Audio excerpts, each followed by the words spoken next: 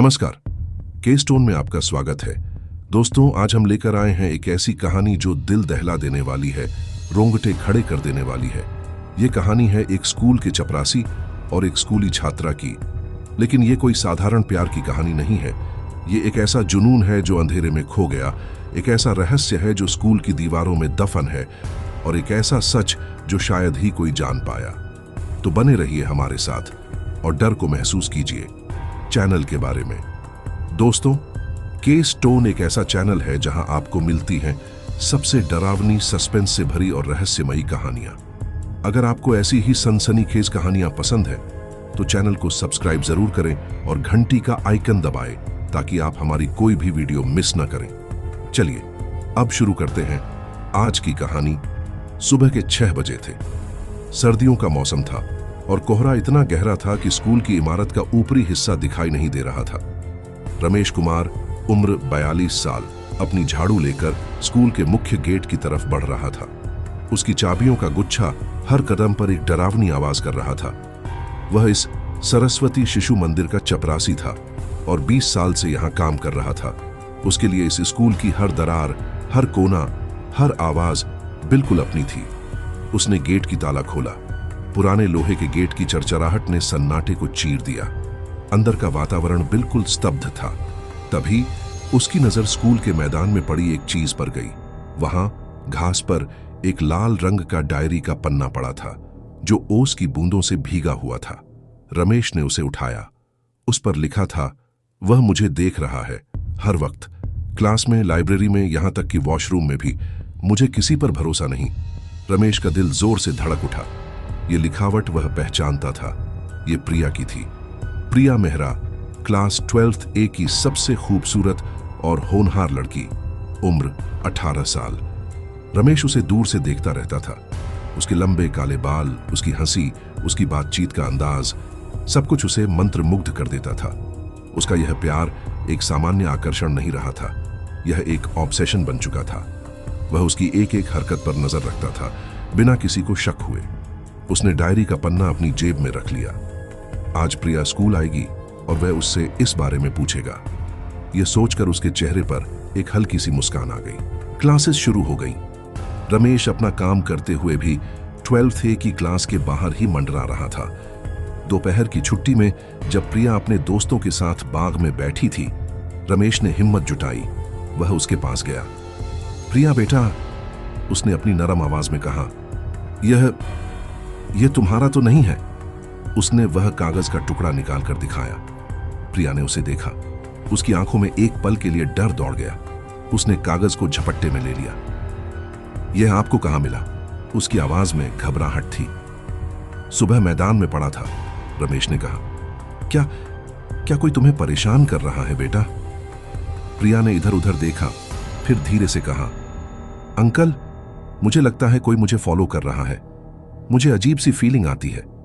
कभी कभी मेरी चीजें गायब हो जाती हैं और फिर वापस मिल जाती हैं।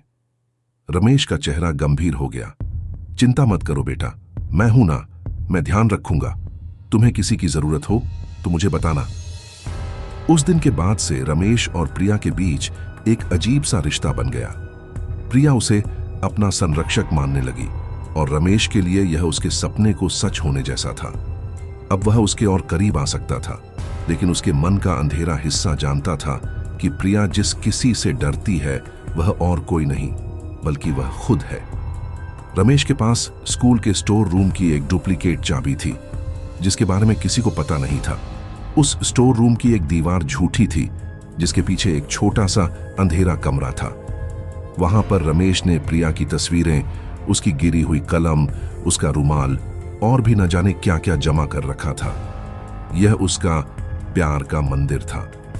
एक दिन जब प्रिया स्पोर्ट्स मीट के लिए गई हुई थी, रमेश उसकी क्लास में सफाई कर रहा था। उसने देखा कि प्रिया की बेंच के नीचे उसकी डायरी गिरी हुई है। उसने उसे उठाया। डायरी के आखिरी पन्ने पर लिखा था, मुझे लगता है मैं अनमोल को शक कर रही हूं। वह हमेशा मेरे आसपास रहता है। शायद वही है जो मुझे स्टेयर कर रहा है। अनमोल प्रिया का क्लासमेट था और प्रिया को उसकी तरफ थोड़ा आकर्षण भी था। यह पढ़ते ही रमेश के अंदर का ज्वालामुखी फट गया। उसकी आंखों में गुस्सा और जलन की आग धधक उठी। अनमोल, वह नाकाबिल लड़का? प्रिया उसकी तरफ देखती भी कैसे सकती है? उसने डायरी अपने झोले में रख ली। अगले दिन स्कूल में हड़कंप मच गया। प्रिया मेहरा स्कूल से गायब थी। उसकी मां ने कहा कि वह स्कूल आई थी, लेकिन तीसरे पीरियड के बाद उसे किसी ने नहीं देखा। पुलिस आई, सबसे पूछताछ हुई। अनमोल से भी पूछा गया, क्योंकि प्रिया की डायरी में उसका नाम था। लेकिन अनमोल का कहना था कि उस दिन वह बीमार था और स्कूल आया ही नहीं था। रमेश भी बहुत परेशान दिख रहा था। वह पुलिस वालों को पानी पिलाता रहा, उनकी मदद करता रहा। उसने पुलिस को बताया कि उसने प्रिया को आखिरी बार लाइब्रेरी की तरफ जाते देखा था, लेकिन असलियत कुछ और थी। प्रिया उसी स्टोर रूम के पीछे वाले छुपे हुए कमरे में थी। रमेश ने उसे वहां बंद कर रखा था। उसने प्रिया को नशीली दवा देकर बेहोश किया था और छुपे हुए रास्ते से उस कमरे में पहुंचा दिया था। उसके लिए यही सच्चा प्यार था। वह चाहता था कि प्रिया हमेशा उसके साथ रहे, सिर्फ उसकी होकर रहे। प्रिया की आंख खुली तो उसे कुछ भी दिखाई नहीं दे रहा था, बस एक मध्यम सी लाल बल्ब जल रही थी। वह एक पलंग पर पड़ी थी। उसके हाथ पैर रस्सियों से बंधे हुए थे। उसका मुंह टेप से बंद था। उसे समझते देर नहीं लगी कि वह कैद है। उसकी आंखों में आंसू आ गए। दरवाजा खुला और रमेश अंदर आया। उसके हाथ में खाने की प्लेट थी। चिंता मत करो प्रिया, उसने मासूमियत भरी आवाज में कहा। मैं हूं ना, कोई तुम्हें नुकसान नहीं पहुंचाएगा। यहां तुम पूरी तरह सेफ हो, हमेशा के लिए। प्रिया की चीखें उसके गले में ही दब कर रह गईं। उसने समझ लिया कि यही आदमी जिस पर उसे भरोसा था, वही उसका अपहरण करता था। रमेश रोज उसके पास आता, उसे खाना देता, उससे प्यार की बातें करता। वह उसे बताता कि कैसे सालों से वह उसे देखता आ रहा है, कैसे वह उसके लिए जीता है। प्रिया के लिए हर पल मौत से भी बदतर था। 3 दिन बीत गए। पुलिस की तलाश ठंडी पड़ने लगी थी। रमेश को लगा कि अब वह सुरक्षित है, लेकिन एक गलती ने सब कुछ बदल दिया। प्रिया ने देखा कि रमेश जब भी आता है, दरवाजा बंद करने के बाद चाबी अपनी जेब में रख देता है। एक दिन जब रमेश उसे खाना देने आया, तो प्रिया ने बहुत ही बीमार होने का नाटक किया। वह जमीन पर लुढ़क गई और तड़पने लगी। रमेश घबरा गया। उसने जल्दी से उसके हाथ पैर खोले ताकि वह उसे सहारा दे सके। इसी दौरान चाबियों का गुच्छा उसकी जेब से निकलकर जमीन पर गिर गया। रमेश ने प्रिया को संभाला, उसे पानी पिलाया। जब प्रिया ठीक हो गई तो रमेश ने फिर से उसे बांधा और चला गया, लेकिन उसकी नजर चाबियों पर नहीं पड़ी। प्रिया ने चुपचाप अपने पैरों से चाबियों के गुच्छे को एक कोने में सरका दिया था। अगली बार जब रमेश आया, प्रिया के हाथ अब भी बंधे थे, लेकिन उसकी उंगलियां चाबियों तक पहुंचने की कोशिश कर रही थीं। रमेश ने उसे खाना दिया और बैग से एक नई साड़ी निकाली। यह तुम्हारे लिए लाया हूं, उसने कहा। तुम इसे पहनोगी ना मेरे लिए? उसने प्रिया के मुंह का टेप हटा दिया। प्रिया ने हिम्मत जुटाई। उसने धीरे से कहा, ठीक है, लेकिन पहले मुझे वॉशरूम जाना है।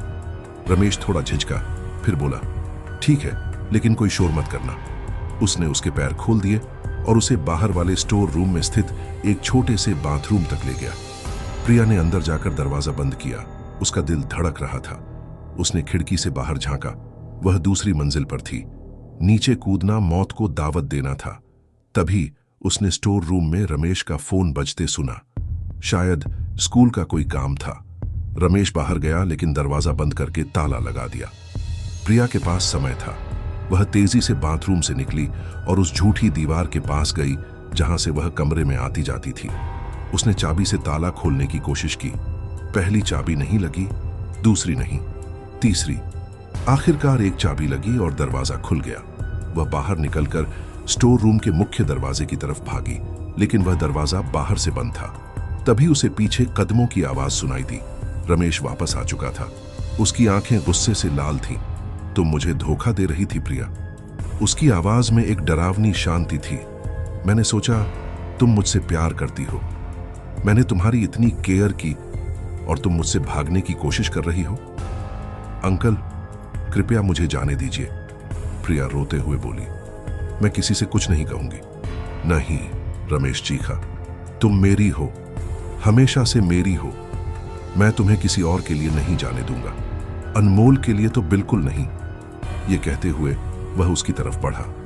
प्रिया ने वहां पड़ी एक पुरानी लोहे की रॉड उठा ली। पीछे हटिए, वह चिल्लाई।